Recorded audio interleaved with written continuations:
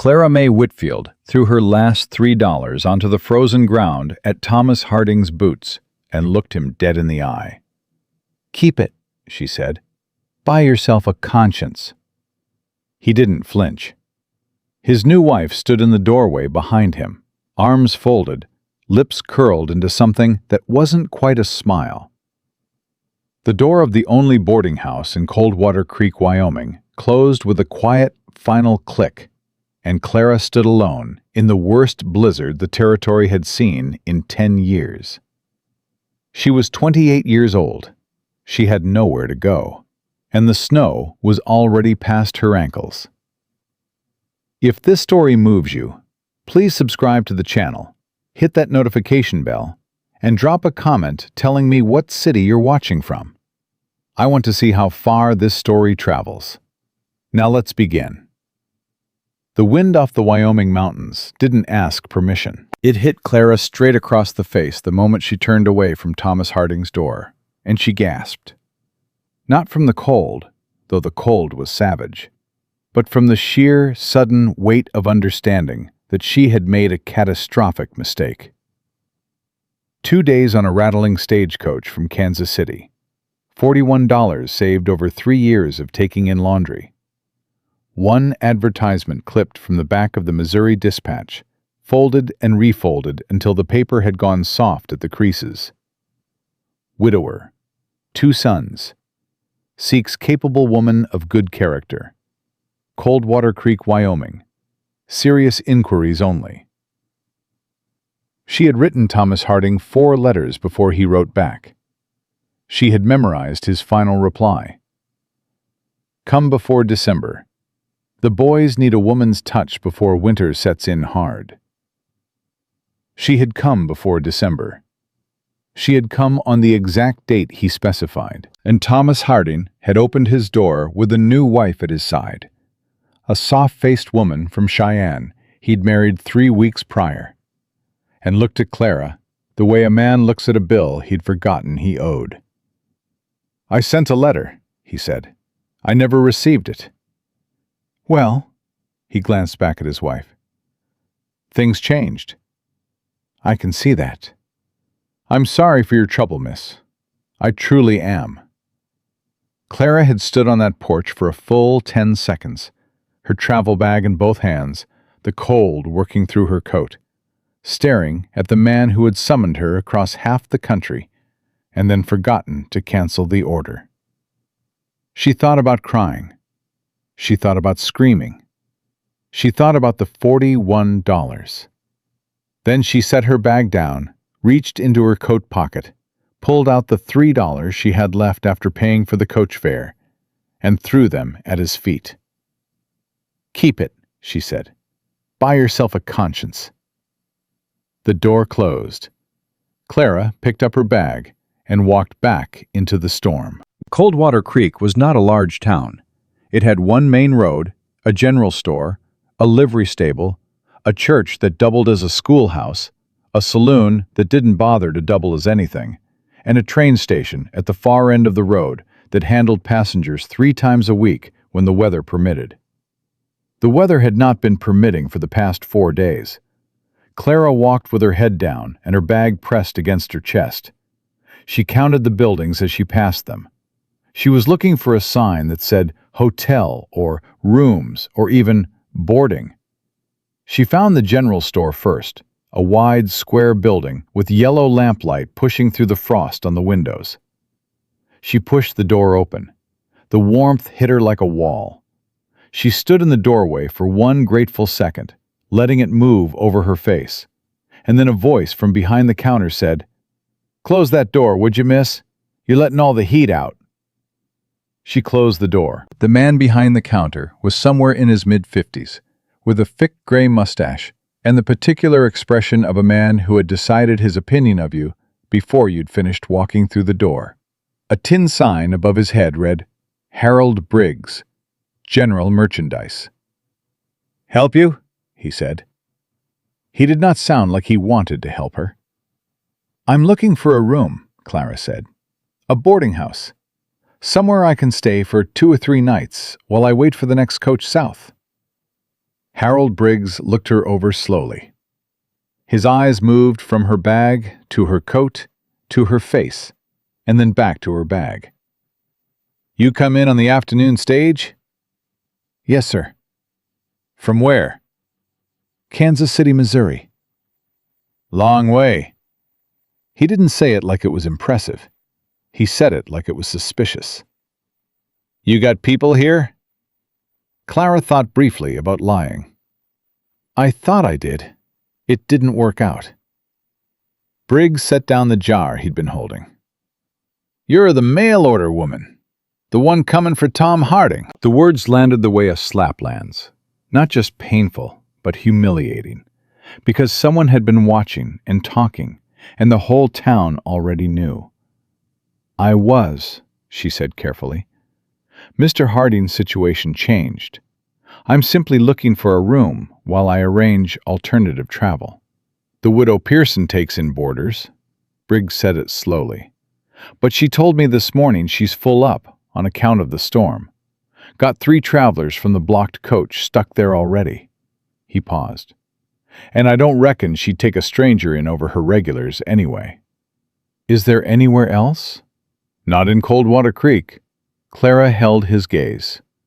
"Then I'll sleep in the station." "Station's locked after 6, Briggs said. He said it without apology, without any visible concern for what that information meant for the woman standing in front of him. "Station master goes home to his family. Doesn't come back until morning." "I see."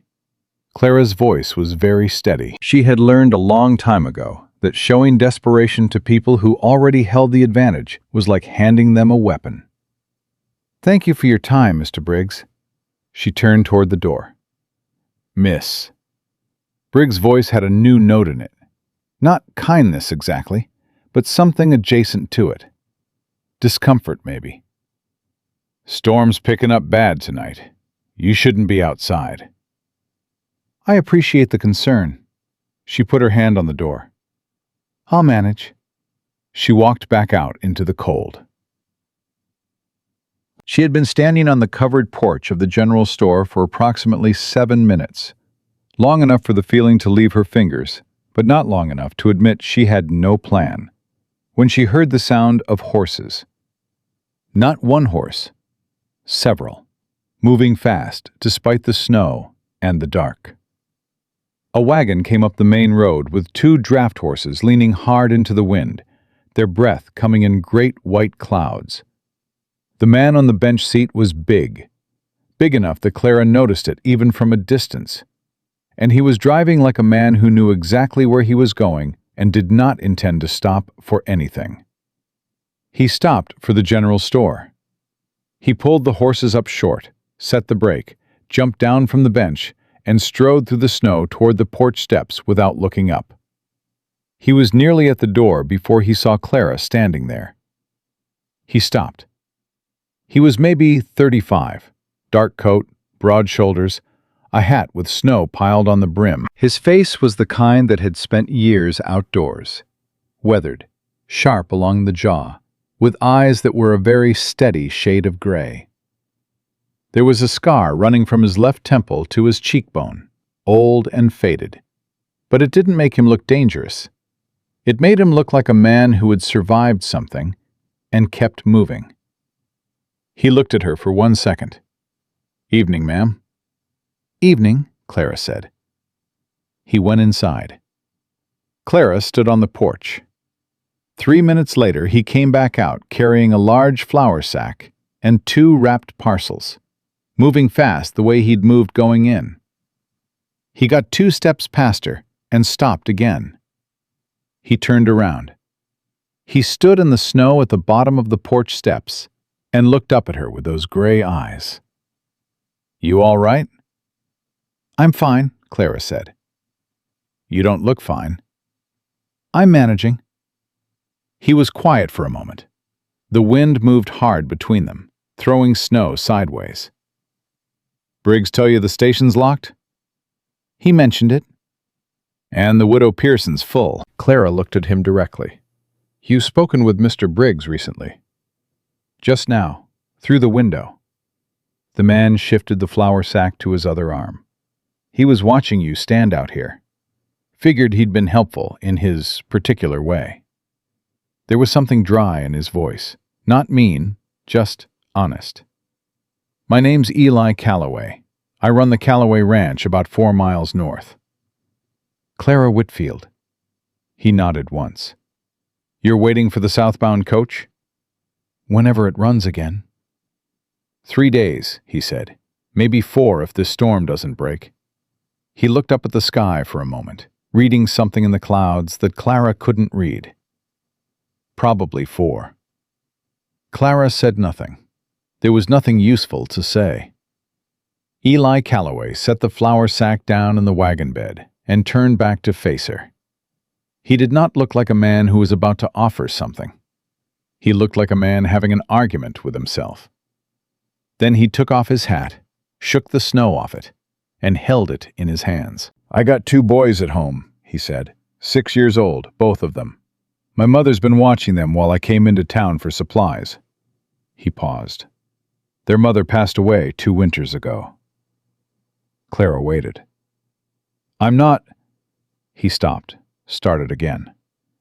This isn't the kind of thing I'd normally say to a woman I just met on a porch in a snowstorm.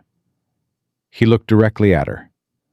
But I need help at the ranch right now, more than I've needed much of anything in a long while.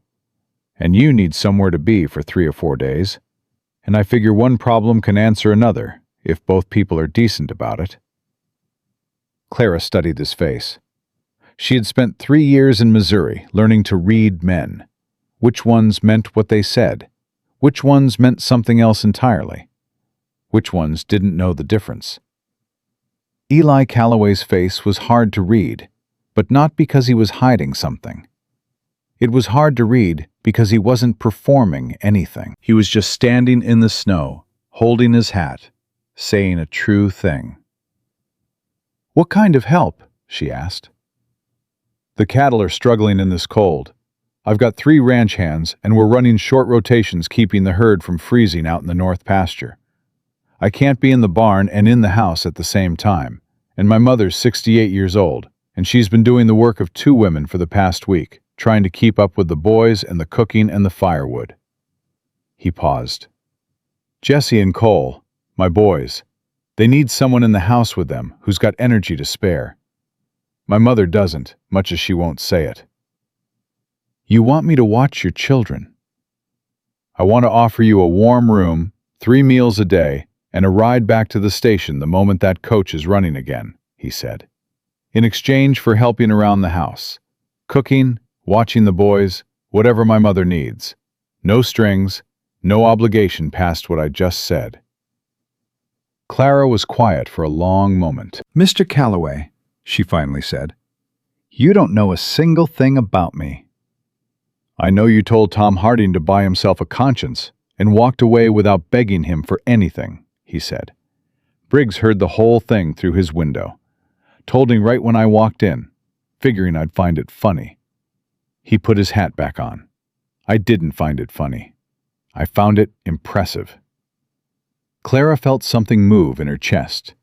Not warmth, not yet, but the memory of warmth. The shape of what warmth used to feel like, before the past 3 years had made her so careful. I'm a widow, she said. My husband died 18 months ago. Left debts. I've been working and saving since then, and I spent nearly everything I had getting here. She said it plainly, without apology or performance. I want you to know exactly who you're inviting onto your ranch. Eli looked at her steadily. I'm a widower, he said.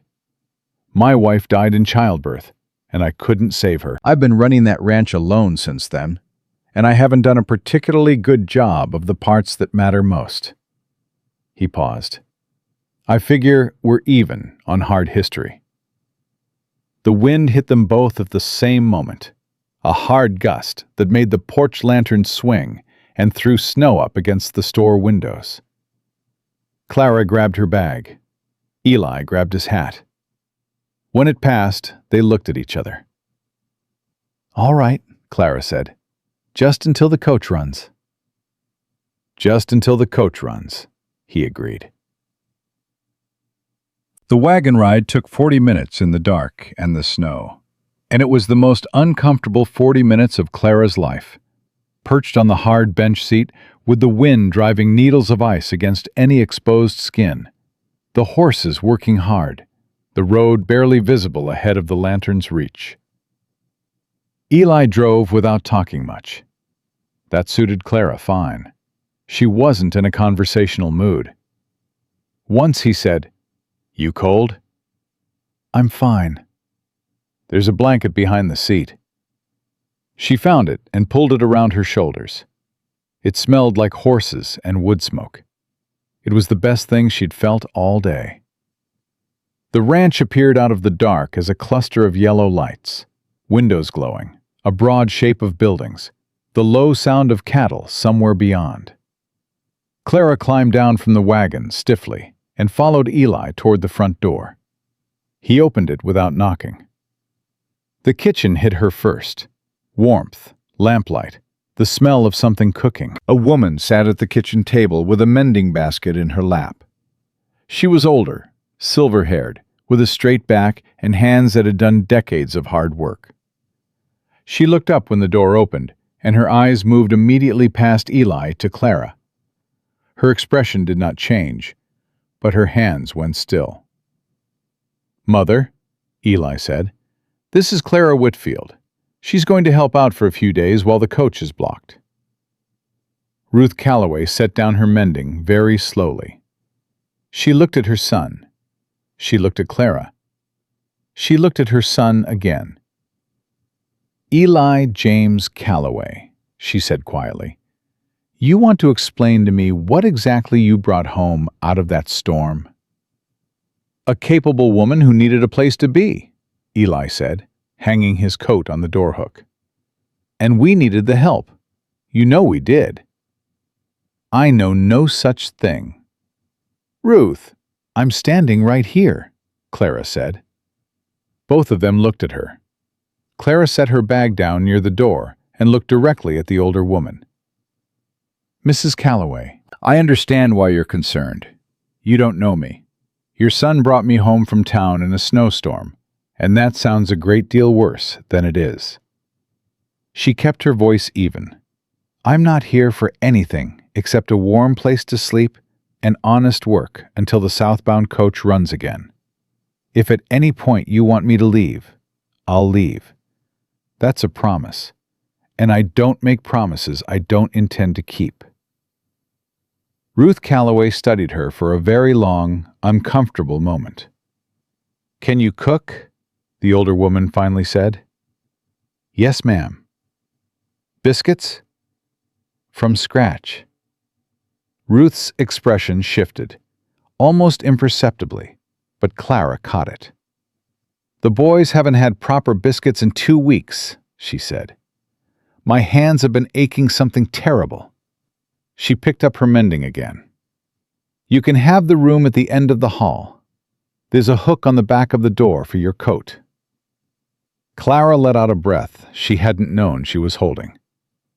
"Thank you, Mrs. Calloway." "Ruth," the older woman said without looking up, "we don't stand on ceremony in this house." Clara was pulling her coat off when she heard it.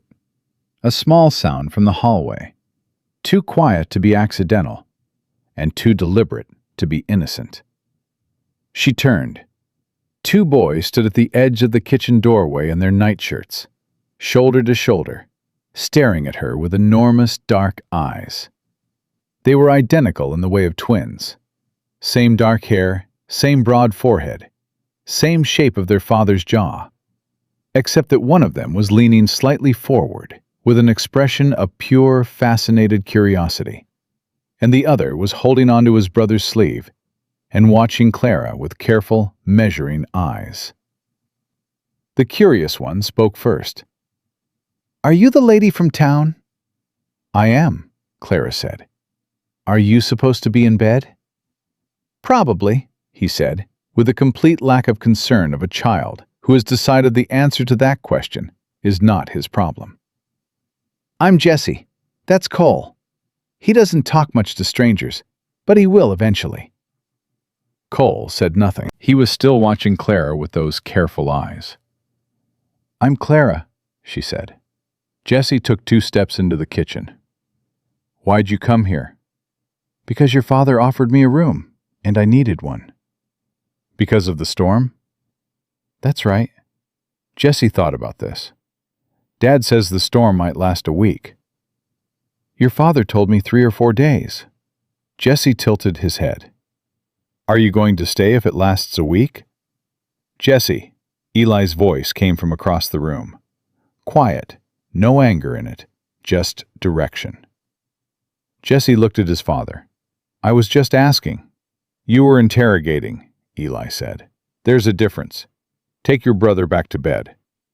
Jessie turned back to Clara with the efficiency of a child making the most of his remaining seconds. "Do you know how to make cornbread?" "I do." His face lit up. "Cole likes cornbread. He won't tell you that, but he does." He grabbed his brother's arm. "Come on." Cole let himself be pulled, but at the doorway he stopped and looked back at Clara one more time. He didn't say anything. He just looked at her with those serious, searching eyes. The eyes of a child who had learned early that the world was not always trustworthy and had decided to verify everything himself. Then he turned and followed his brother down the dark hallway. Clara stood very still in the kitchen for a moment. Ruth was mending. Eli was checking the fire. The wind beat against the windows. She thought about the door closing in Thomas Harding's face. She thought about Harold Briggs watching her through his window. She thought about the $3 on the frozen ground. She thought about Cole Calloway's eyes. She picked up her bag and walked to the room at the end of the hall. The room was small. A bed, a washstand, a single window thick with frost. A hook on the back of the door for her coat. Clara sat on the edge of the bed with her hands folded in her lap and looked at the frost on the window for a long time. She was not safe. She understood that clearly. She was in a stranger's house in the middle of Wyoming with a blizzard outside and no money and no plan beyond wait for the coach. She did not know Eli Calloway. She did not know Ruth Calloway. She did not know if the hard thing in Ruth's eyes was honest caution or something less forgiving. But Jessie had asked if she could make cornbread, and Cole had looked back at her in the doorway. And Eli Calloway had stood in the snow, holding his hat, and said, "I figure we're even on hard history," with the voice of a man who actually meant it. Clara unfolded her hands, reached into her bag, and pulled out the Missouri Dispatch advertisement, the one she'd clipped and folded and carried across half the country. She looked at it for a moment. Thomas Harding's name in small print. Serious inquiries only. She folded it in half, then in half again. Then she crossed the room, lifted the lid on the small iron stove, and pushed the paper inside. The flame caught it immediately. She watched it burn. Then she went to the washstand, cleaned her hands and face, and went back to the kitchen to find out if there was flour enough for biscuits in the morning. Clara was up before the sun. She didn't sleep well in strange beds, hadn't since her husband died, and left her alone in the house they'd shared in Kansas City, listening to the sounds of a building that no longer felt like hers. She lay in the dark for an hour, with the wind pressing against the frosted window, and the unfamiliar sounds of the ranch settling around her. And then she got up, got dressed, and went to find the kitchen. Ruth was already there. The older woman was sitting at the table with a cup of coffee and the particular stillness of someone who had been awake for a while and wasn't surprised to have company. She looked at Clara when she came in, but didn't say anything, just watched. Clara found the flour without asking. Found the lard, the salt, the baking powder. She moved quietly around the kitchen, learning where things were by opening cabinets and looking. And Ruth watched all of it without offering help or direction. After about 5 minutes, Ruth said, You hold the bowl different than most women. Clara looked down at her hands. My mother was left-handed. She taught me. Ruth was quiet again. Then, my husband was left-handed. Drove me half to madness for 20 years. She said it without any softness, but there was something underneath it. He's been gone 11 years. I'm sorry, Clara said. Don't be. He had a good life, and he knew it. Ruth wrapped both hands around her coffee cup. Are you going to ask me about Eli's wife? Clara kept working the dough. No. Most women would. I'm not here about Eli, Clara said plainly. I'm here about the biscuits. Something shifted in Ruth's face. Not a smile, not exactly, but the suggestion of one. She stood up slowly, with the careful movement of a woman whose joints had strong opinions about cold mornings, and poured a second cup of coffee. She set it on the counter near Clara's elbow without being asked. Clara didn't say thank you. She just picked it up and kept working. Ruth understood that kind of acknowledgement. She sat back down, and they were quiet together for a while, which was its own kind of conversation. The biscuits were in the oven when the boys came downstairs. Jessie came first, as Clara was already learning to expect. Loud in the stairwell, sock feet on the wood floor, arriving in the kitchen like a question that hadn't decided what it was asking yet. Cole came behind him, quieter, watching. Jessie stopped when he smelled the oven. You actually made biscuits, he said, with the tone of a child who had been promised things before and had developed a policy of verification. I said I could, Clara said. Jessie looked at his grandmother. Ruth gave a slight nod, the adult equivalent of, yes, this is confirmed. Jessie pulled out a chair and sat down with the satisfied air of someone whose morning had already exceeded expectations. Cole sat beside his brother. He was looking at Clara again with those measuring eyes, and Clara looked back at him without making a performance of it. Just a steady, honest look that said, I see you looking, and I don't mind. Cole dropped his gaze to the table, but he didn't move his chair away. Eli came in from outside 20 minutes later, with snow on his boots and the cold still coming off his coat. He stopped in the kitchen doorway and took in the scene. His mother at the table with her coffee, his sons eating biscuits, Clara standing at the stove turning bacon, and his face did something complicated that he put away quickly. Morning, he said. Coffee's hot, Ruth told him. He poured a cup and stood near the door, still in his coat. Storm didn't break overnight, he said to the room generally.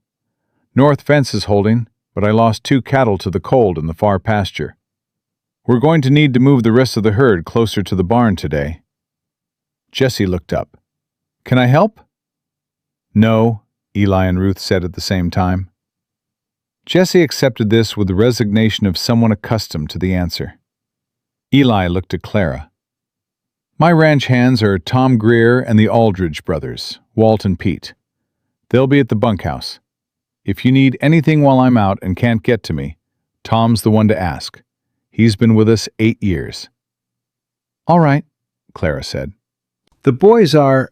He stopped, started differently. Jessie will talk your ear off if you let him. Cole doesn't say much, but he listens to everything, so be careful what you say around him, because he remembers it word for word, and he'll repeat it at the worst possible moment.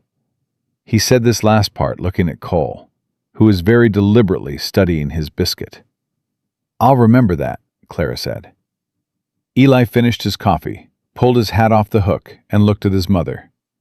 Something passed between them, the quick, compressed language of people who had been talking to each other for decades. Ruth gave him a look that meant something Clara couldn't translate yet. Eli put his hat on and went back outside. The door closed and the kitchen felt different. Not emptier exactly, but adjusted. Jessie said to Clara, Dad doesn't talk a lot either. Cole got it from him. Jessie, Ruth said. I'm just explaining, Jessie said. Clara turned back to the stove. She was beginning to understand the rhythm of this family. The way Ruth held the household together with the sheer force of her consistency. The way Jesse narrated everything as if he was afraid the world would forget to notice itself. The way Cole absorbed it all and gave nothing back until he decided you'd earned it. She had been in this house less than 12 hours, and she could already see how tired Ruth was. Not the tired of one bad night, but the accumulated tired of a woman who had been doing too much for too long and had stopped mentioning it because mentioning it didn't change anything. After breakfast, when the boys went to get dressed, Clara started washing the dishes without being asked. Ruth stood up to help, and Clara said, "Sit, your hands are hurting." Ruth stopped. "I didn't say anything about my hands." "You held the coffee cup in both hands this morning. You sat down carefully." "And you didn't knead the bread last night. There's a half-finished loaf on the counter that stopped where the kneading should start." Clara kept washing. "I'm not trying to overstep. I'm just saying, sit down. I can do the dishes." Ruth sat down. She didn't say thank you either, but she sat. The morning passed in work. Clara learned the house the way she'd always learned places, by moving through them, paying attention, filing away where things were and how things worked. The pantry was well stocked, but not organized, so she organized it while the bread was rising. The firewood inside was running low, so she found the woodpile outside and brought in enough to last the day. Jesse followed her on the second trip and carried a small armful with tremendous seriousness of purpose. "I do this job usually," he told her. "Then you can have it back tomorrow," she said. He seemed to find this acceptable. Cole watched from the porch. He had put on his coat and boots to stand outside in the cold and watch Clara carry wood, which struck her as a significant investment of effort for a child who ostensibly didn't care about her. On her third trip past the porch, she said, without stopping, "You can help if you want." Cole was quiet for a moment. Then he got down from the porch and picked up 2 pieces of wood. He didn't say anything, but he carried the wood inside, and on Clara's 4th trip, he was already back on the porch, waiting with 2 more pieces. And that was that. Ruth, watching from the kitchen window, said nothing, but she watched. Eli came in for the midday meal with Tom Greer and Walt Aldridge. They were trail-worn and cold and said little at the table, eating with the focused efficiency of men who had a great deal more work waiting for them outside. Tom Greer was somewhere in his 40s, lean and sun-browned, with a straightforward manner and no visible opinion about Clara one way or another. Walt Aldridge was younger, maybe 25, and he looked at Clara with the open curiosity of someone who had heard the story from Harold Briggs' side of things and was still forming his own opinion. Clara served the meal and sat at the far end of the table and said nothing that wasn't asked of her. After the men went back out, Jesse leaned toward Cole and said in a stage whisper that was easily audible to everyone in the room, "I think Walt likes her." "Jesse," Eli said from the doorway. "I'm just saying what I see," Jesse said. Eli looked at Clara very briefly. Not an apology exactly, but an acknowledgement. And then he was gone. The afternoon brought the real trouble. It started with Cole. Clara was in the kitchen with Ruth, working through a pile of mending that Ruth's hands couldn't manage, when she heard a sound from upstairs. Not a crash, not a cry, but a particular quality of silence that followed some small accident and preceded either tears or an attempt to hide the evidence. She went to the stairs. Cole was sitting on the top step holding his left hand in his right. There was blood on his palm. Not a lot, but enough. He looked at her without saying anything, with the expression of a child deciding whether to admit what had happened. "Let me see," Clara said. He held out his hand. A small cut, maybe an inch across, on the heel of his palm. She sat down beside him on the step and looked at it carefully. "What were you doing?" Silence. "Cole?" "Trying to fix my knife," he said, very quietly. The blade came loose from the handle. "Do you have the knife?"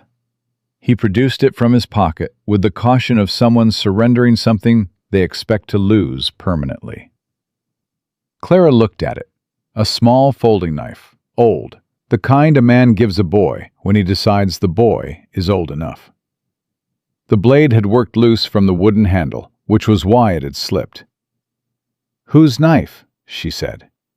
Cole's jaw tightened. "My mom's dad gave it to my dad. My dad gave it to me." Clara held the knife carefully in both hands. "It can be fixed," she said.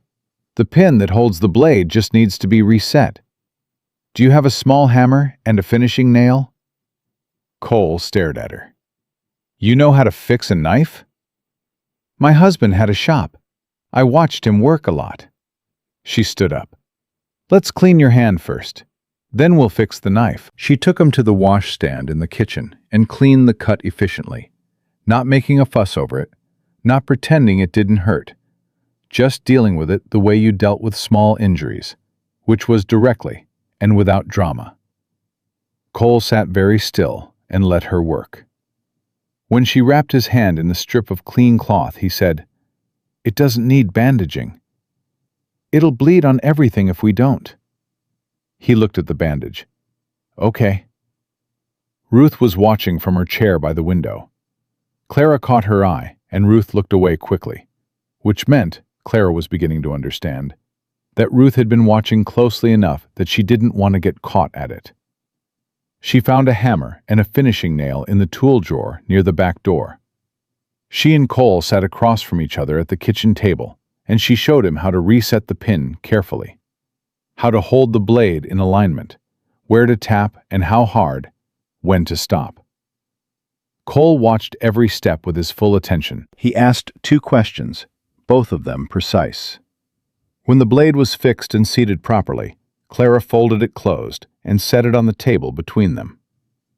Cole picked it up, opened it, closed it. The blade moved smoothly now, locked correctly in place. He looked at her. "Thank you," he said. It was the first time he'd said her name, or anything unprompted, to her directly. His voice was so serious and so young at the same time that Clara had to look down at the table for a moment. "You're welcome," she said. "Keep it in your pocket, not your hand. And if the pin ever works loose again, you come find me."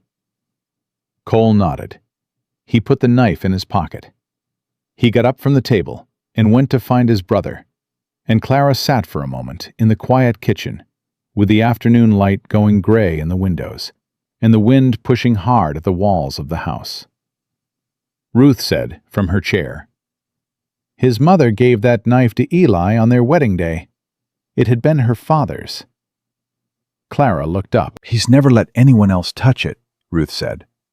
She had her mending in her lap, but she wasn't working on it. "Not Eli, not Jesse, nobody." She paused. "He let you touch it." Clara didn't say anything. "I'm not saying what it means," Ruth said carefully. "I'm just saying what happened." She picked up her needle. "Supper will want starting in about an hour.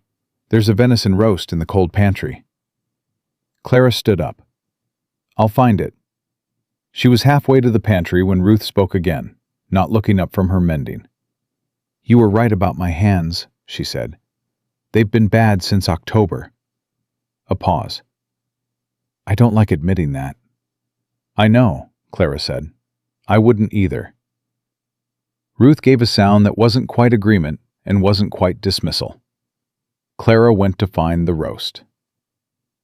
Eli came in at sundown with mud on his boots and something tired in his eyes that was deeper than physical tired. He washed up at the back door and came into the kitchen and stood for a moment, just taking in the smell of something cooking and the sound of his sons arguing happily in the next room, and the sight of Clara at the stove. He sat down at the table. Clara poured coffee without being asked and set it in front of him. Lose any more cattle? Ruth asked. Not today. We got the herd moved. He wrapped his hands around the cup. Ground's freezing harder than I expected. If this keeps up another week, we're going to have trouble with the water supply to the barn. Tom know what to do about that? Tom's got ideas. I've got different ideas. He drank the coffee. We'll figure it out. Jesse came running in from the other room, with Cole behind him. Dad, Clara fixed Cole's knife. Eli went still. He looked at Clara's back, then at Cole, who was standing in the doorway with his hands in his pockets. That right? Cole nodded. The pin had worked loose, Clara said without turning around. It was a straightforward fix. Eli was quiet for a moment. Cole, he said. Cole looked at his father. You take care of that knife. I know, Dad. All right. Eli drank his coffee. Jesse launched into a full account of Clara's technique with the hammer and finishing nail, which was detailed and largely accurate, and lasted until supper was on the table. That night, after the boys were in bed and Ruth had gone to her room and the house had gone quiet, Clara stood at the kitchen window with a cup of tea and looked out at the dark. The snow was still falling. The bunkhouse light was on across the yard. Somewhere, out in the darkness, the cattle were moving. She heard Eli come in from checking the barn, heard him stop in the kitchen doorway behind her. Lamp still on, he said. Thought you'd be asleep. Couldn't. He crossed to the stove and poured himself the last of the coffee. He stood on the other side of the kitchen, not close, not intrusive, just present, in the way of a man who understood that company and conversation were two different things. After a while, he said, Cole talked to you today. A little. He hasn't talked to a woman he didn't already know since his mother died. He said it plainly, without any particular weight on it, just as a fact being delivered. I thought you should know that. Clara kept looking at the window. Outside, the snow came down steady and patient and indifferent to everything beneath it. He's a good kid, she said. Yeah, Eli said. He is. The fire settled in the stove. The wind moved against the house. They stood on opposite sides of the kitchen, in the comfortable quiet of two people who had both learned, at some cost, that silence was not the same as emptiness. Clara finished her tea. Good night, Mr. Calloway. Eli, he said, we don't stand on ceremony here. My mother said so. Clara set her cup in the wash basin. She almost smiled. Good night, Eli. She walked down the hall to the room at the end, the one with the frost on the window and the hook on the back of the door. She hung up her coat. She sat on the edge of the bed. She was not safe. She still understood that clearly. The coach was still 3 days away, maybe 4, maybe more. The town still had Harold Briggs and his window and his opinions. She still had no money and no clear plan. But Cole Calloway had said thank you and meant it with his whole self. And Ruth had told her about the knife. And somewhere in the house, 2 6-year-old boys were asleep without knowing that the woman down the hall had come here by mistake and was leaving as soon as the road was clear. Clara lay down in the dark and listened to the wind. She did not sleep for a long time. But when she finally did, she did not dream about Thomas Harding's door closing, or Harold Briggs' window, or the $3 on the frozen ground. She dreamed about nothing at all, which was, she thought, the closest thing to peace she'd had in a very long time. The third day brought Harold Briggs. Clara was in the yard with Jesse and Cole, showing them how to check the water trough near the smaller barn to make sure it hadn't frozen solid overnight, when she heard the wagon coming up the road. Jesse heard it too, and turned immediately with the instinctive excitement of a child for whom any arrival was an event. Cole looked up more slowly, more carefully, the way he looked at everything. The wagon stopped at the gate. Harold Briggs climbed down with the deliberate movements of a man who had rehearsed his reason for being somewhere. He was wearing his good coat. That told Clara something. "Mr. Calloway around?" he called toward the house. Ruth appeared in the doorway before Clara could answer. "He's in the north pasture, Harold. What do you need?" Briggs walked through the gate. His eyes moved to Clara with the particular quality of a man who had come specifically to see her and was pretending he hadn't. "Morning, Ruth. Just came to check on things. Storm's been hard on everyone." "We're managing fine," Ruth said. "I can see that." He stopped a few feet from Clara. "Miss Whitfield, you're still here." "The coach isn't running yet," Clara said. "No, it isn't." He put his hands in his coat pockets. "Spoke to the station master this morning. Says it might be another 5 days, maybe 6. Clara kept her expression even. "I appreciate you letting me know." "Tom Harding feels terrible about the situation," Briggs said. "His wife, the new one, she feels bad too. They wanted me to tell you that." "That's kind of them." "They were wondering," Briggs continued, with the careful tone of a man delivering a message he'd been given specific words for, "whether you might be more comfortable staying at the widow Pearson's place. One of her travelers left yesterday, so there's a room open now. Tom said he'd cover the cost, given the circumstances." Jessie was watching the conversation with open fascination. Cole had moved, without any apparent decision, to stand slightly closer to Clara. Clara looked at Harold Briggs for a long moment. She understood exactly what was happening. Tom Harding's conscience wasn't the reason for this visit. The town was talking, and Harold Briggs was the town's instrument for managing things it found untidy. "Tell Mr. Harding I appreciate the offer," she said, "but I've made an arrangement with the Calloways, and I intend to honor it." "It's just that people are talking, Miss Whitfield," Briggs said, dropping the pretense of the message now and going straight to the real thing. "A woman alone in a widower's house. It doesn't look right. I'm sure you understand."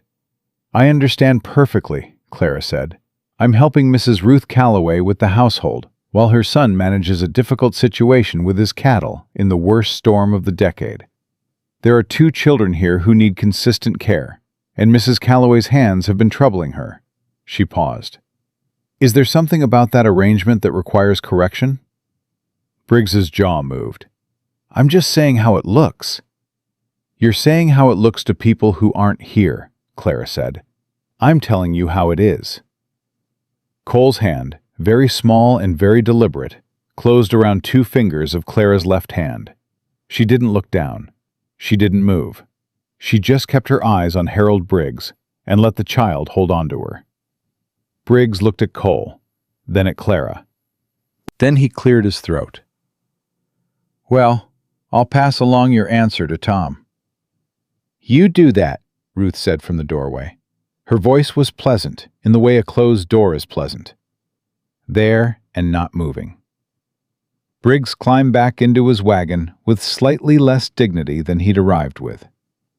Clara watched the wagon until it turned back onto the main road, and then she looked down at Cole.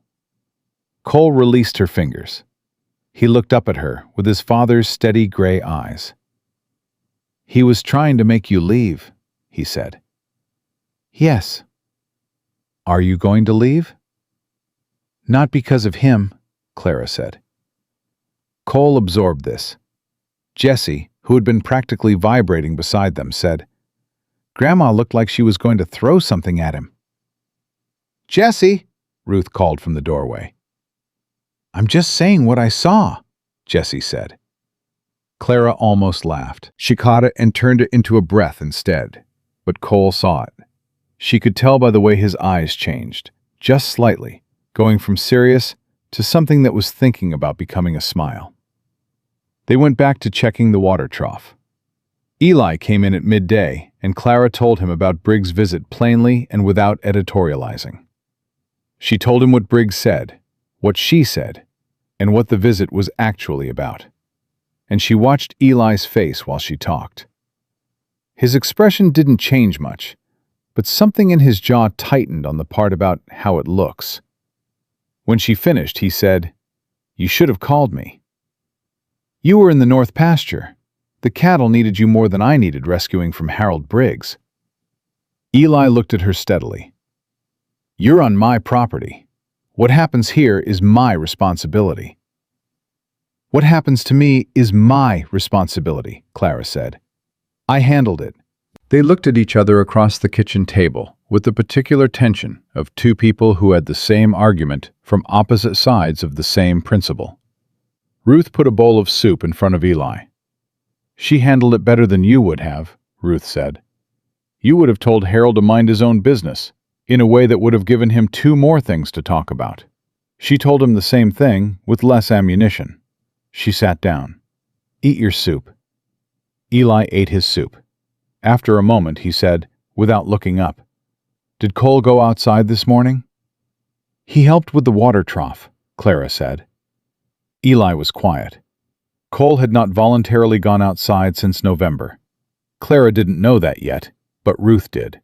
And Ruth looked at her son with the expression of a woman filing information away. The soup was almost finished when the real crisis of the day arrived.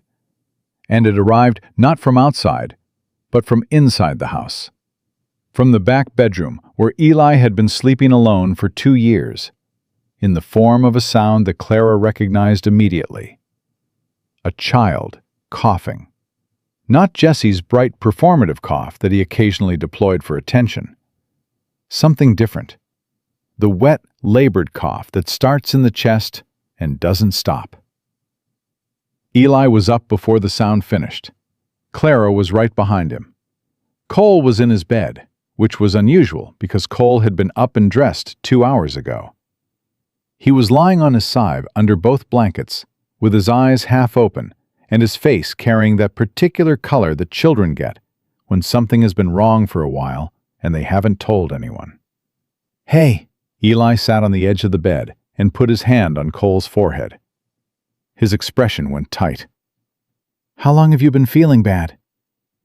Cole's voice came out smaller than usual. "Since this morning." "Why didn't you say something?" Cole didn't answer. Clara stepped closer, and Eli looked at her. Not asking for help exactly, but not asking either. She leaned in and looked at Cole carefully. His breathing was working harder than it should.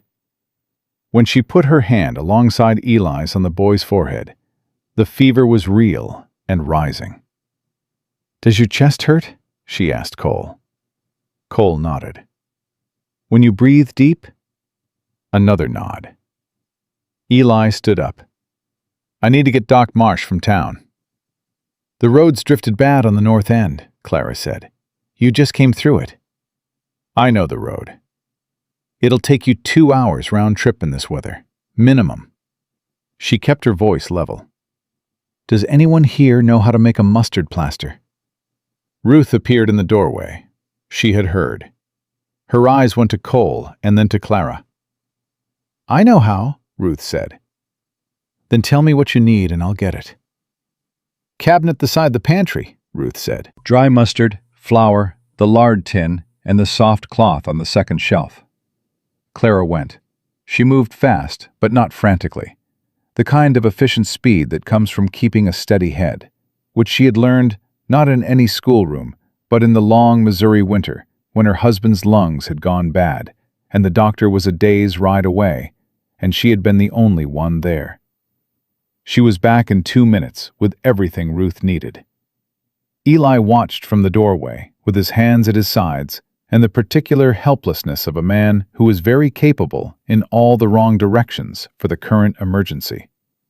Jesse stood beside him, pressed against his father's arm, for once completely quiet.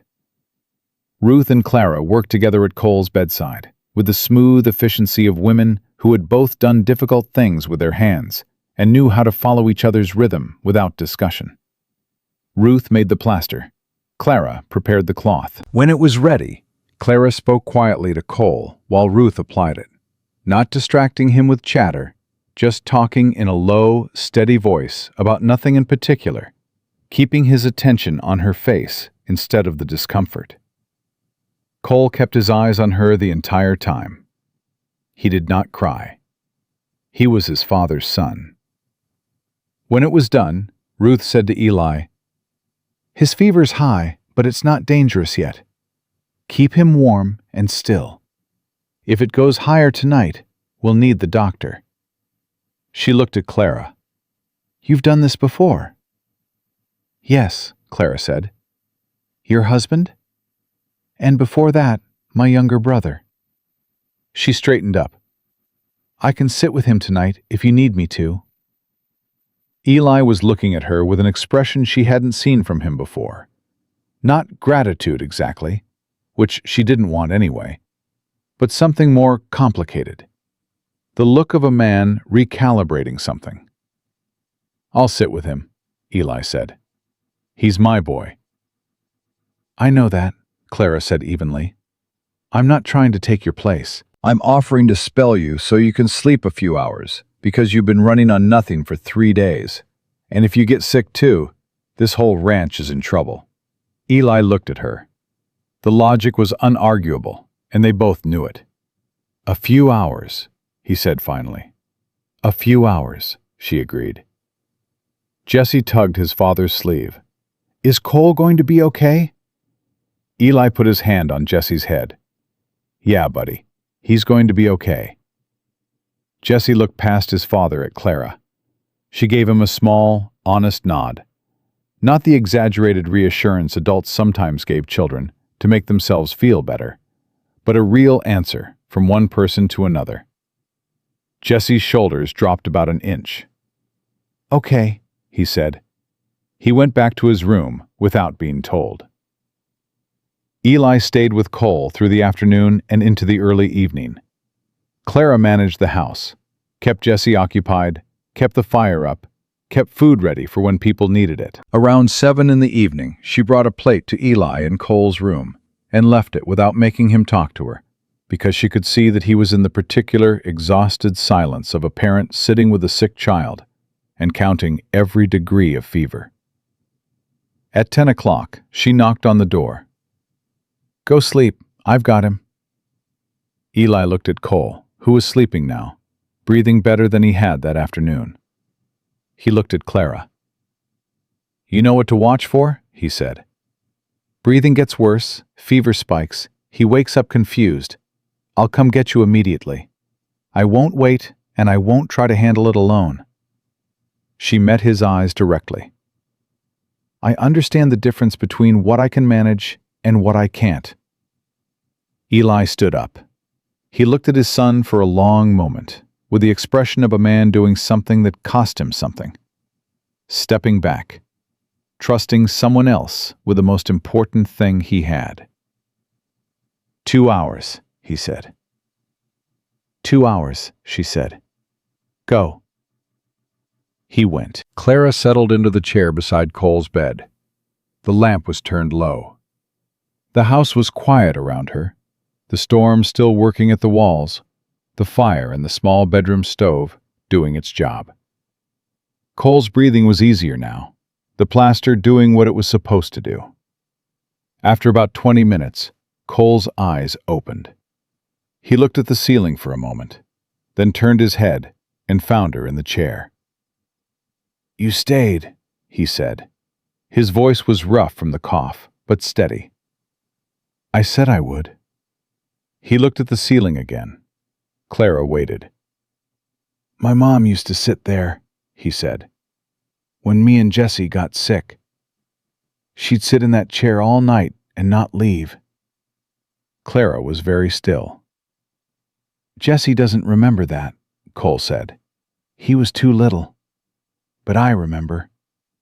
His voice was entirely matter-of-fact, the way children sometimes talked about devastating things because they hadn't yet learned that devastating things were supposed to be performed with more weight. "I remember everything about her." "That's a gift," Clara said quietly. Cole thought about that. "Dad says so too." A pause. "He doesn't talk about her much, though. I think it hurts him." "It probably does," Clara said. "That doesn't mean he doesn't think about her." "I know." Cole's eyes were getting heavy again, the fever pulling him back toward sleep. "Clara?" "Yeah?" "I'm glad you didn't go to Mrs. Pearson's." Clara pressed her hands together in her lap.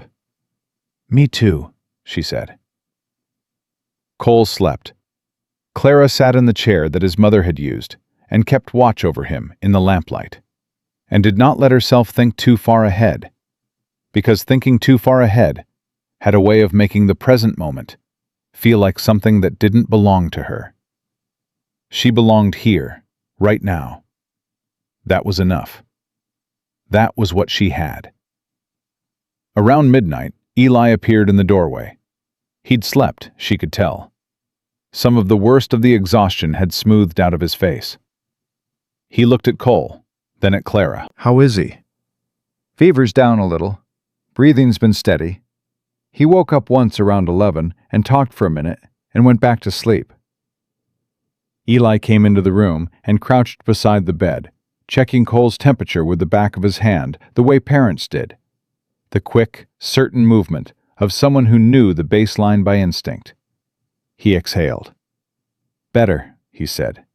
"Yes." He straightened up and looked at Clara in the chair. She was tired. He could see that clearly. She'd been up since before dawn, doing the work of 2 people, and she'd sat with his sick child for 2 hours at midnight, without complaint or expectation. "Go to bed," he said. "I'm fine."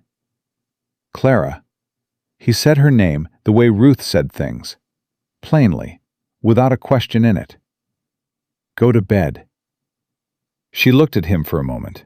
Then she stood up, set the lamp at the right angle so he could see Cole clearly from the chair, and walked to the door. She stopped there. "Eli," she said. He looked at her. She didn't have the words for what she meant to say, and she understood that about herself in time to not embarrass them both by trying. So she just said, "He's a remarkable kid." Eli's face did the complicated thing again, the thing he put away quickly. "Yeah," he said. "He is." Clara walked down the hall to her room. She sat on the edge of the bed. Through the wall she could hear, faintly, Eli's voice. Low, quiet, speaking to his sleeping son in the particular soft tone that strong men reserve for moments when no one was supposed to hear them being tender. She could not make out the words. She didn't try to. She lay down in the dark, and the storm pressed against the house, and the ranch held together around them all, and somewhere down the hall, a father sat with his child, and the chair was no longer empty, and Clara Whitfield, who had come to Wyoming by mistake and stayed by circumstance, lay in the small room at the end of the hall and felt, for the first time and longer than she could name, that she was exactly where she was supposed to be. She did not let herself trust that feeling, but she felt it anyway. Cole was better by morning. Not fully better. He was still pale, and his voice still carried the rough edge of someone whose chest had been working too hard. But his eyes were clear, and he sat up in bed and asked for cornbread, which Ruth said was the best possible sign, because the boy only ever asked for food when he'd already decided he was going to be all right. Clara made the cornbread. She also made coffee and eggs and kept the fire high and did not mention the night before to anyone, because the night before felt like something private that belonged to this family, and she had only been a temporary participant in it. Eli came in from the early morning barn check and looked at Cole at the kitchen table, and something in his shoulders released that had been held tight for nearly 24 hours. He put his hand briefly on top of Cole's head, the gesture of a man who could not always say the thing, but could do it. And Cole leaned into it for a second, the way children did when they were still young enough to not be self-conscious about needing their father. Jesse sat across from his brother and ate his cornbread with the satisfied energy of someone whose world had been briefly wrong and was now correct again. He had not asked Clara about the previous night. He had looked at her this morning when she came into the kitchen and given her a nod of genuine, 6-year-old seriousness that she found more moving than she expected. The day moved forward the way days did on a working ranch, regardless of what had happened the night before, with the relentless requirements of animals and weather, and the 100 small tasks that kept the whole enterprise from coming apart. Eli went back outside. Tom Greer and Walt Aldridge worked the barn. Ruth moved more slowly than usual, and Clara watched her without making it obvious, and twice moved things to where Ruth needed them before Ruth had to ask. Around mid-morning, while Cole rested in the main room and Jessie read to him from a battered almanac they'd found on the shelf, Jessie reading the agricultural reports in a grave, important voice, and Cole occasionally correcting his pronunciation, Ruth came to stand beside Clara at the kitchen counter. "You knew what you were doing last night," Ruth said. It wasn't the question. "I've had practice," Clara said. "With your brother, you said." "And my husband, before he died." She kept her hands moving on the bread she was shaping. "His lungs went bad in the winter of '81. I had him for another 4 months after that." Ruth was quiet for a moment. "That's a hard 4 months." "It was, but I had them." Clara paused. "That matters more now than the hard part." Ruth set her coffee cup down on the counter. She did it the way she did everything, with precision, no wasted motion. "I've been watching you," she said. "I know. I'm not apologizing for it." "I'm not asking you to," Clara said. "If my son had brought a stranger home in a snowstorm, I'd have watched her too. I'd have watched her like a hawk." Ruth made the sound that wasn't quite a laugh. "You would have, wouldn't you?" "Absolutely," Clara said. Ruth leaned against the counter and looked toward the main room where her grandson's voices drifted through the doorway. Jessie was reading about soil temperatures for winter wheat, and Cole was telling him he was saying germination wrong. Ruth's face, watching them, was the face she reserved for moments she thought no one was looking. Soft, in a way her public face never was. "Cole hasn't been outside by himself since November," Ruth said. "Did you know that?" "No." "After his mother died, he stopped going far from the house. Eli doesn't push him. I don't push him." Ruth picked up her coffee again. "Yesterday morning he went out to the yard with you, without being asked." Clara kept shaping the bread and didn't respond, because she understood that Ruth wasn't looking for a response. She was telling Clara something, and trusting her to receive it correctly. "I'm not saying what it means," Ruth said, the same words she'd used about the knife. "I'm just saying what happened." "I understand," Clara said. Ruth went back to her chair. Clara put the bread in the oven. Outside, the wind was quieter than it had been in days, still cold, still present, but the frantic quality of the blizzard had softened into something more like ordinary winter, and for the first time since she'd arrived, the sky had patches of pale blue visible through the frost on the kitchen window. The storm was breaking. Clara stood at the window for a moment and looked at that thin blue sky and felt two things at exactly the same time, with equal force, pulling in exactly opposite directions. She did not let herself stand there long. The crisis with Harold Briggs came back in the afternoon, and this time he did not come alone.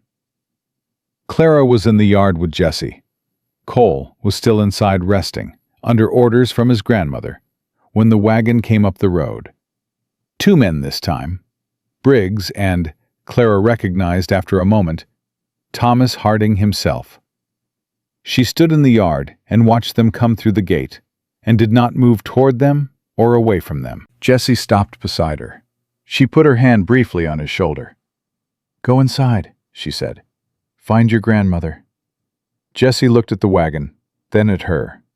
He went. Briggs climbed down. Harding climbed down. Harding looked exactly like a man who had been told he needed to do something and had dressed carefully for it. Good coat, clean boots, his hat in his hands before he'd even walked 10 feet. "Miss Whitfield," he said, "I owe you an apology." "You do," Clara agreed. He blinked slightly. He'd expected something different from her. She could see that.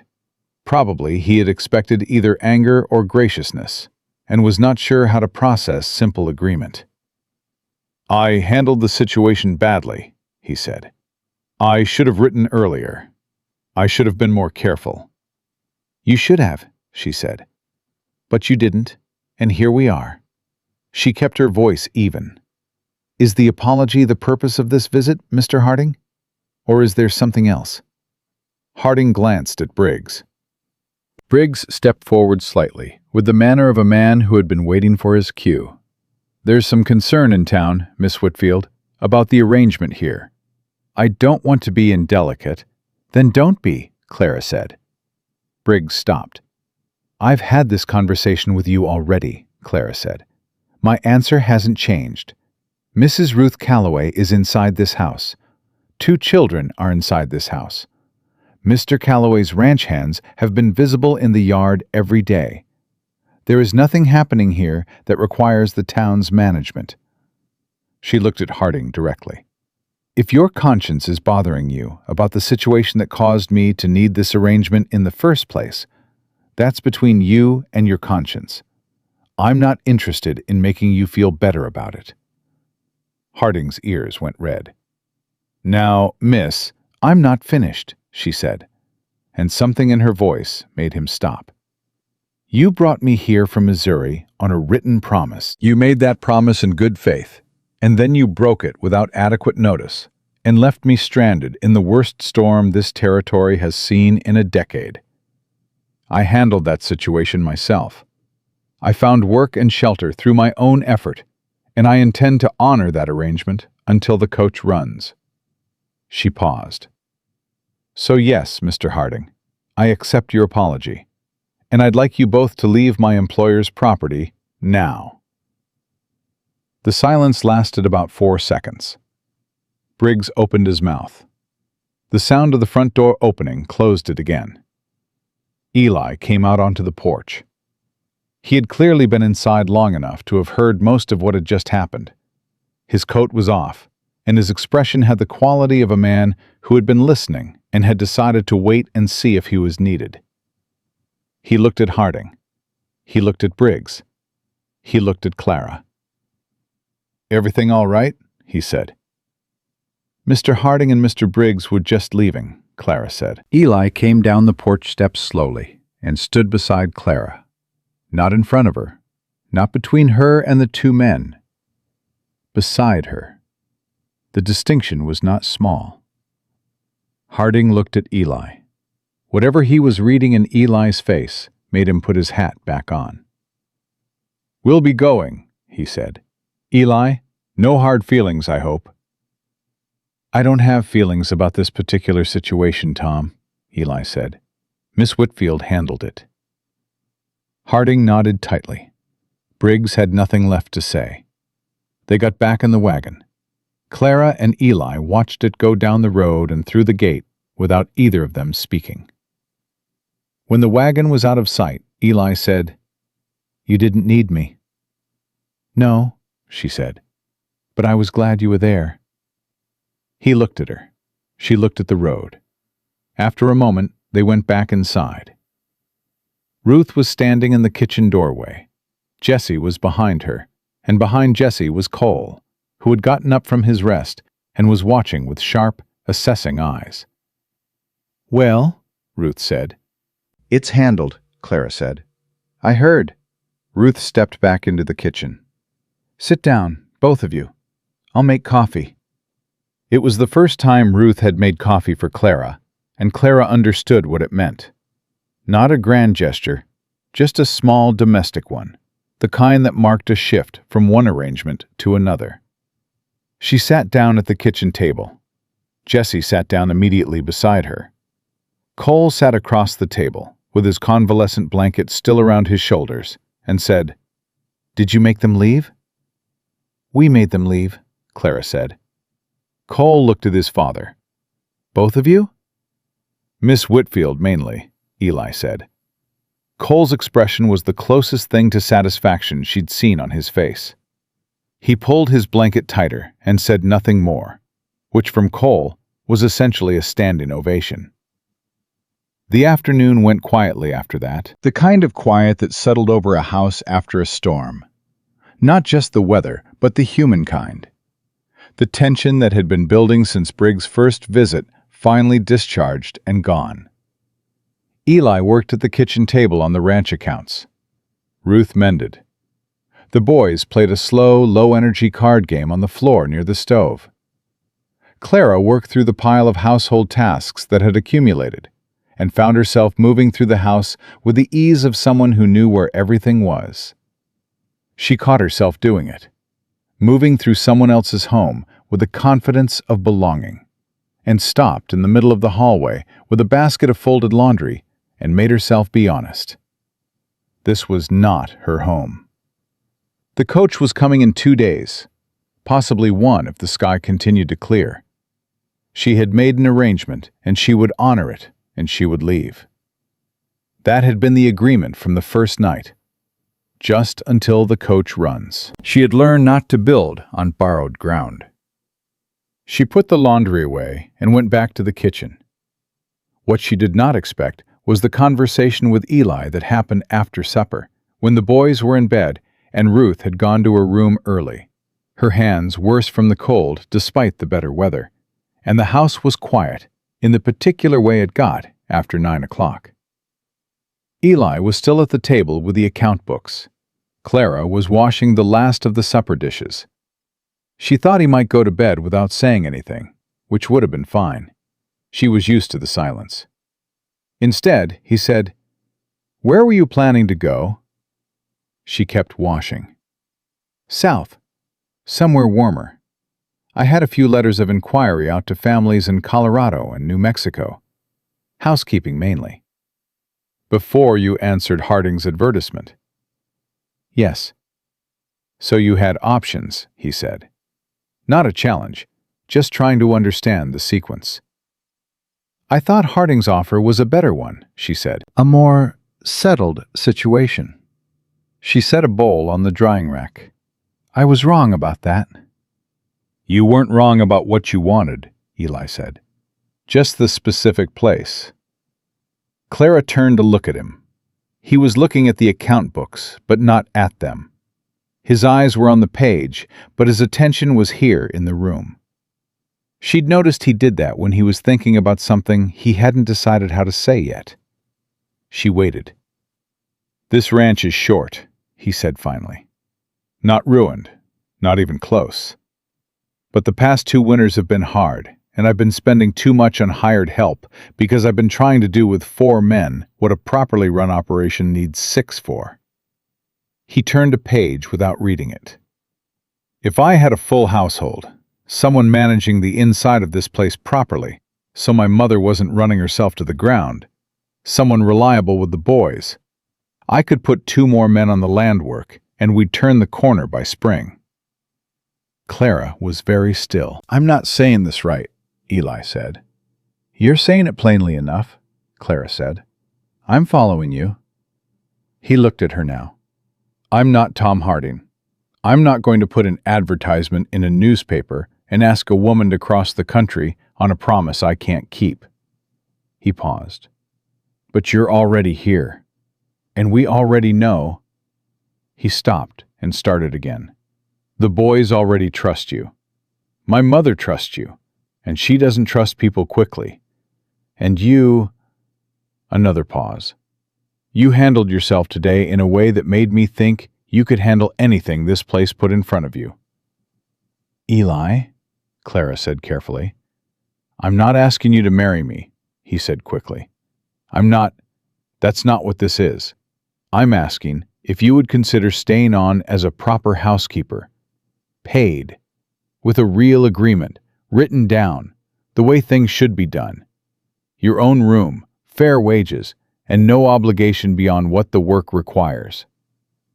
Clara turned back to the sink. She stood there with her hands in the cooling water and looked at the frost on the window which was thinner tonight, the warmth finally making ground.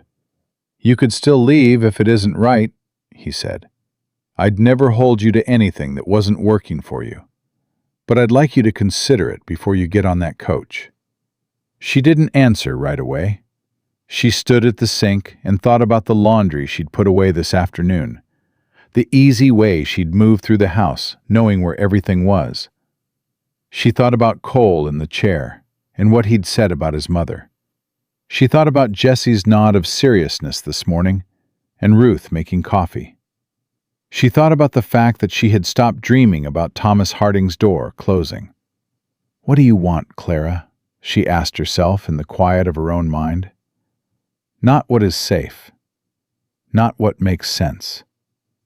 What do you actually want? She pulled her hands out of the water and dried them on the kitchen cloth and turned around. "I have 3 conditions," she said. Eli looked at her. "First, the arrangement is written down formally, like you said. Not just a gentleman's agreement. Paper, signed, with terms that protect both of us." "Agreed," he said. "Second, if it isn't working, either one of us can say so, and I'll leave within the week with a fair wage for time already served. No arguments, no hard feelings." "Agreed." She looked at him steadily. "Third, this is not a backdoor arrangement. If I'm working in this house, it's a respectable situation, and if anyone from town has something to say about it, we address it directly and openly. No hiding, no apologizing for the fact of my being here." Eli looked at her for a long moment. Something in his face went from careful to settled. The look of a man who had asked a question and gotten an answer that was better than he expected, and was quietly adjusting to that fact. "Agreed," he said. Clara nodded once. "Then I'll think about it tonight and give you my answer in the morning." Eli said, "Fair enough." She went to bed. She sat on the edge of the mattress in the small room at the end of the hall and put her face in her hands for a minute. Not crying, just allowing herself to feel the full weight of what had just been offered and what it would mean to accept it.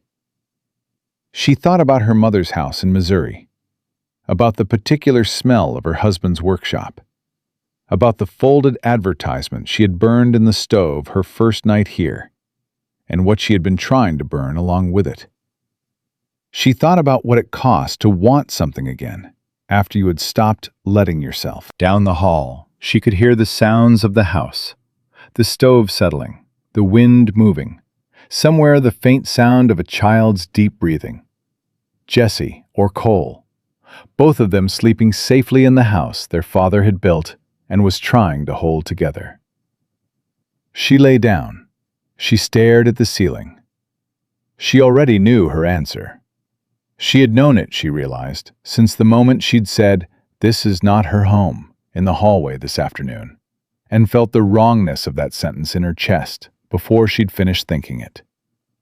But she made herself wait until morning anyway, because she had promised herself a long time ago that she would never make the most important decisions of her life in the dark. Some things deserve the daylight. She was up before the sun again, not because she couldn't sleep this time. She had slept, deeply and without dreaming. The kind of sleep that comes when the body finally believes it is somewhere safe. She was up because the answer was already in her chest when she opened her eyes. Clear and steady. And she didn't want to spend another hour in bed pretending she was still deciding. She dressed in the dark. She went to the kitchen. She built the fire up from the overnight coals and put the coffee on, and stood at the window while the sky outside went from black to the deep blue that came just before dawn. The frost on the glass was thinner again. The storm had broken in the night, and the world outside was still and white and very, very quiet. She heard Eli before she saw him. The back door, the sound of his boots, the particular rhythm of a man who had been up for a while already. He came into the kitchen, still cold from the outside, stopped when he saw her, and looked at the coffee. "You're up early," he said. "So are you." Barn needed checking. He hung his coat. Storm broke clean overnight. Road should be passable by afternoon. "I know," Clara said. He poured a cup of coffee and stood at the other end of the counter. He did not ask the question yet.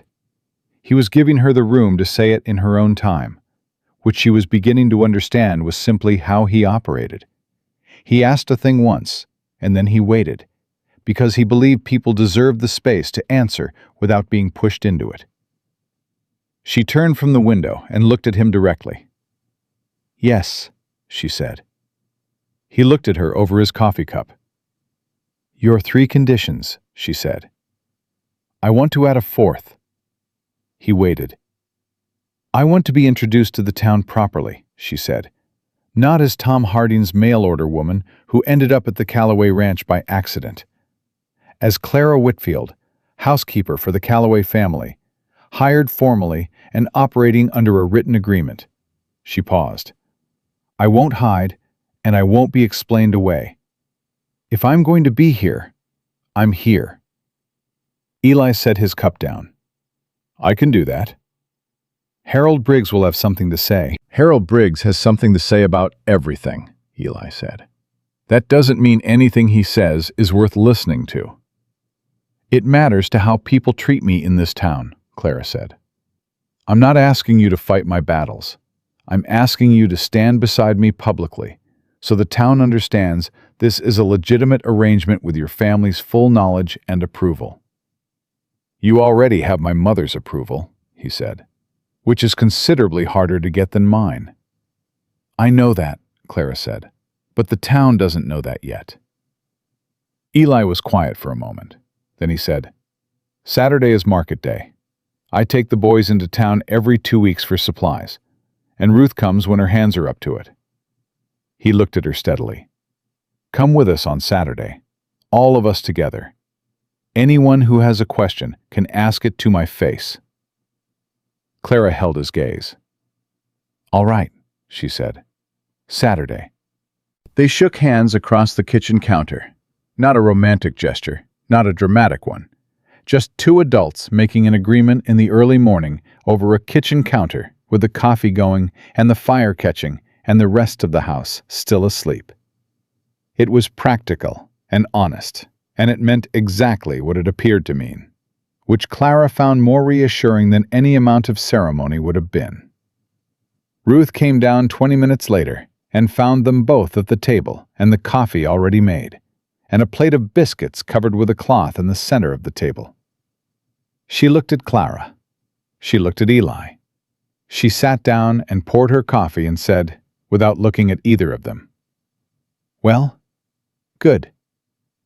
That was all.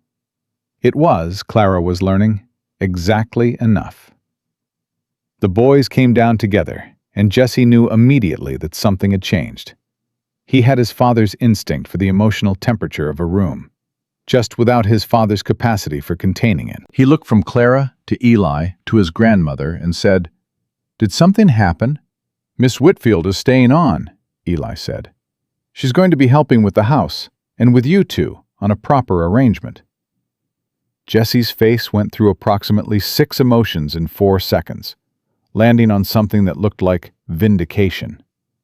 "I knew it," he said. "You didn't know anything," Cole said, settling carefully into his chair. He was still moving slowly from the illness, but his color was good, and his eyes were sharp. He looked at Clara. "Are you actually staying?" "Yes," Clara said. Cole nodded once, with the gravity of a person whose approval had been hard-won and who was now extending it formally. "Good," he said.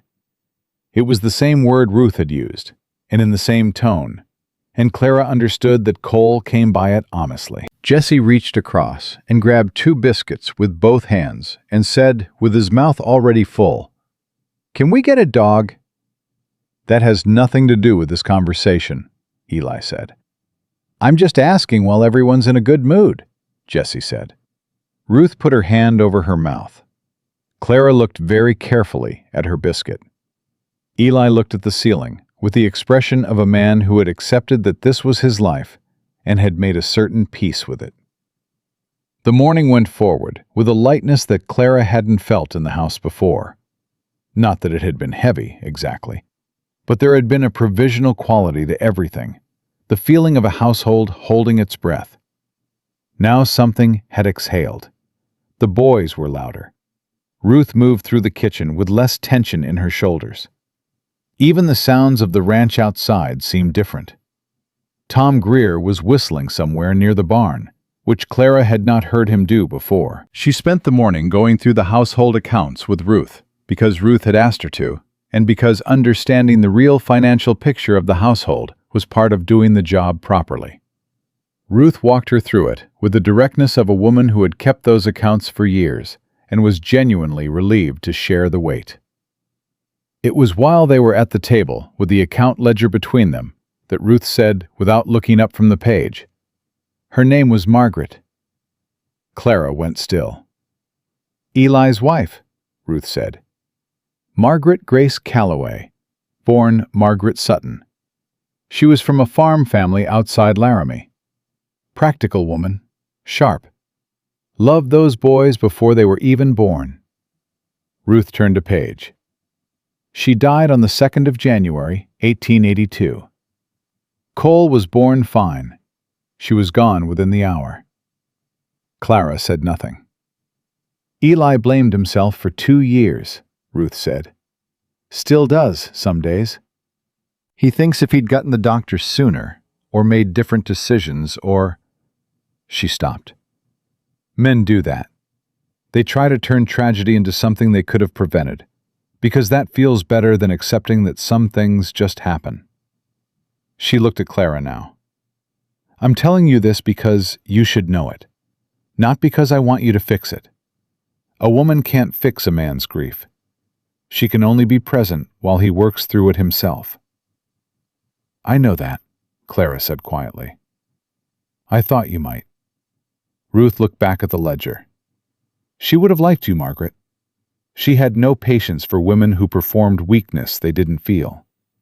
And she would have said the same thing to Harding's face and not lost a step. Clara felt something press behind her eyes and blinked it back firmly. "Thank you," she said, "for telling me." Ruth said, "Don't make it sentimental. I'm just giving you information that's relevant to the household." "Of course," Clara said. Ruth almost smiled. "Turn to April. The feed costs are where we're bleeding." They worked through the accounts for another hour, and by the end of it, Clara had 3 pages of notes and a clear picture of where the ranch's problems were and what could be done about them from the household side. And Ruth had the particular satisfaction of a woman who had handed a heavy thing to someone strong enough to carry it. Saturday came cold and bright. The sky, a hard Wyoming blue with no clouds in it. The roads had been passable since Wednesday, and by Saturday they were well-traveled and clean. Eli brought the wagon around, and Ruth climbed in with the boys. And then he came to the porch where Clara was pulling on her coat, and offered his hand for the step up. She took it and climbed up without making anything of it, because it was simply a practical courtesy on an icy step. And they were both practical people. But she noticed that he didn't release her hand immediately, and she noticed that she didn't move away immediately. And they were both aware of that single extra second before they both moved on without remarking on it. Jessie, who noticed everything, said absolutely nothing, which was so unusual that Cole looked at him to check if he was ill. Coldwater Creek on a Saturday morning was busy in the compressed, specific way of small western towns in winter. Everyone who needed to be there was there, doing what they needed to do, and everyone was watching everything else while pretending not to. Clara felt the attention the moment Eli drove the wagon down the main road. She felt it without flinching, which was the only response that would serve her. Eli parked near the general store and helped Ruth down, and then the boys. And then he offered his hand to Clara again, and she stepped down and they walked into Harold Briggs' store together, all 5 of them, in the unremarkable manner of a family doing its Saturday business. Briggs was behind the counter. 2 other women were at the dry goods shelf. A man Clara didn't know was reading notices near the door. All 4 of them looked up when the Calloway family walked in. "Harold," Eli said pleasantly. "Morning." Briggs nodded. His eyes moved to Clara. Eli said, without any particular emphasis, "You know Miss Clara Whitfield. She's taken on as housekeeper for the household. Ruth's hands have been giving her trouble, and we needed the help." He said it the way you said something true that required no defense, plainly, and then he moved on. "We'll need 50 pounds of flour today, the salt pork if you have it, and Ruth has a list." Briggs looked at Clara for a moment, and Clara looked back at him with the same level expression she had used in the yard the previous week. She was not apologizing, and she was not performing confidence. She was simply there, standing in the store, present in the way of someone who had as much right to be there as anyone else. One of the women at the dry goods shelf, a round-faced woman in a green coat who Clara didn't know, said, "Are you the one who kept the Calloway boys through the storm?" "I helped where I could," Clara said. "My daughter's the widow Pearson's neighbor," the woman said. "She told me about your situation when you arrived. The business with Tom Harding." She paused and looked at Clara directly. "I want to say that was a sorry business, and not everyone in this town thinks Harold's way about it." Briggs made a sound. "I appreciate that," Clara said. "Truly." The woman extended her hand. "Eleanor Marsh. My husband's the doctor." Clara shook it. "Doctor." Marsh treated Cole during the fever. "I'm grateful for his advice." Eleanor Marsh nodded with the satisfaction of someone who had arrived at an accurate opinion and found it confirmed. "You come find me if you need anything. A woman new to town needs at least one person who will tell her the truth." "I'll remember that," Clara said. She could feel Eli beside her, not hovering, not intervening, just present. And she understood that this was what she had asked for on the morning she'd given her answer. Not someone to fight her battles. Someone to stand beside her so the town understood the ground she was standing on was solid. Briggs processed the order in near silence. The man by the door had found something very interesting in the notices. The other woman at the dry goods shelf, who had not introduced herself and had watched the whole exchange with a particular expression of someone storing information for later use, eventually went back to her shopping. Jessie found a jar of hard candy and brought it to Eli with the practiced expression of a child who understood that Saturday was when the answer was more likely to be yes. Eli bought the candy, gave each boy 2 pieces, and gave the jar to Clara to put in the basket, which Jessie observed with the quiet satisfaction of a successful operation. Cole walked beside Clara on the way back to the wagon. He didn't hold her hand this time. He was 6, and he was in public, and he had his dignity.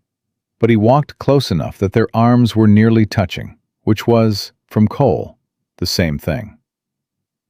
The drive home was different from every other drive Clara had taken in her life, in a way she found difficult to name. She sat on the wagon bench with the winter sun on her face, and the boys talking in the back, and Ruth making occasional dry remarks about Eleanor Marsh's taste in hats. And Eli drove with the easy competence of a man on a road he'd traveled 10,000 times, and the land around them was wide and white and quiet and enormous. She was not safe in the way she'd spent 3 years trying to construct safety. The cautious, solitary safety of a woman who trusted no one far enough to be hurt by them. She was something else. She was planted. She was in ground that had accepted her. She did not look at Eli. She looked at the road ahead of them, at the hills with their caps of snow, at the pale sky. He said quietly, so the boys wouldn't hear, "You did well in there." "We did fine," she said. He accepted the correction without comment. They drove. The ranch came into view as the light was going gold in the mid-afternoon.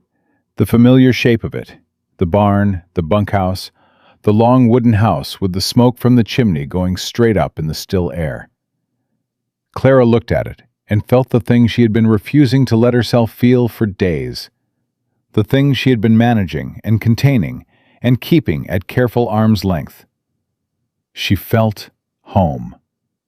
Not the home she'd had before. Not the Kansas City house that had been hers, and then her husband's, and then grief's. Not the Missouri winter with its borrowed rooms and its taking in of other people's laundry. Something forward-facing. Something she had not walked into by accident, but had chosen, condition by condition, with her eyes open. Eli helped Ruth down from the wagon, and she went inside with the boys. He came back to where Clara was unloading the supply basket, and took the heavy end without being asked. They carried it inside together. Ruth was already starting the kettle. Jesse was telling Cole a story about something he'd seen through Briggs' window that involved a cat and a wheel of cheese and was growing more elaborate by the sentence. Cole was listening with the contained attention that meant he would remember this story word for word and repeat it to Jesse at the worst possible moment. Clara set the basket on the counter and looked at the kitchen, the fire, the worn table, the mending basket by Ruth's chair, the boys' boots muddy by the back door, the sound of a working household at the end of a good day. And she stood very still for just a moment. Eli came in behind her and hung his coat and hat. He looked at her standing there. "All right," he said. She turned around. Her voice was steady and her eyes were clear, and she meant what she said with everything she had. "Yes," she said. "I'm all right." And the words settled into the kitchen like the warmth from the stove. Not dramatic, not sudden, but real.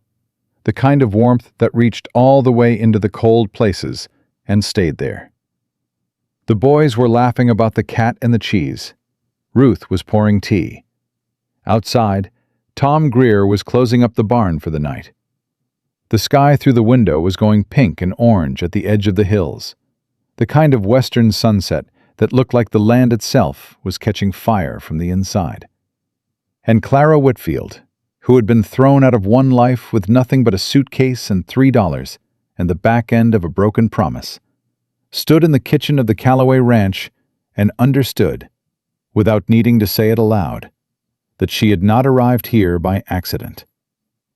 She had arrived here by every hard choice she'd ever made, every door she'd walked away from with her head up, every morning she'd gotten up and done the necessary thing, when the easier thing was to stop trying. The road from Missouri had not taken her where she expected.